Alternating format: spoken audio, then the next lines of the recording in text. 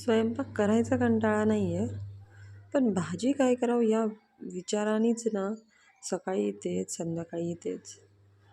काय भाजी करायची? बरं घरात सामान असलं तरी तेच, घरात सामान नसलं सगळं तरीही तेच. म्हणजे हा प्रश्न आहे ना, मला असं वाटतं न सुटणारा प्रश्न आहे, की आता भाजी काय करायची? तुमच्यासोबतही असंच होतं का? कमेंटमध्ये नक्की सांगा. तर थोडासा विचार केला, थोडंसं यूट्यूबवर रेसिपीज बघितल्या.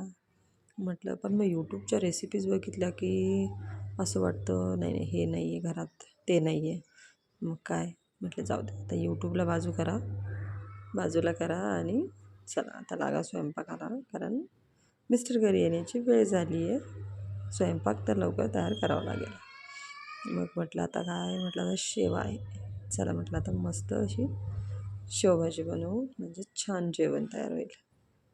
मग काय पोळ्या घेतल्यात करून आणि इथे मसालाही छान भाजून घेतला सगळा.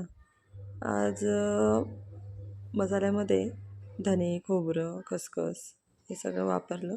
कोथिंबीर काही आज अवेलेबल नव्हती आणि मसाल्यांमध्ये ते भाजीला लाल मिरची आणि शाही बिर्याणी मसाला हे 2च मसाले वापरून मस्त अशी शेवभाजी तयार केली आहे. चला मग तुम्ही काय बनवताय आज डिनरसाठी?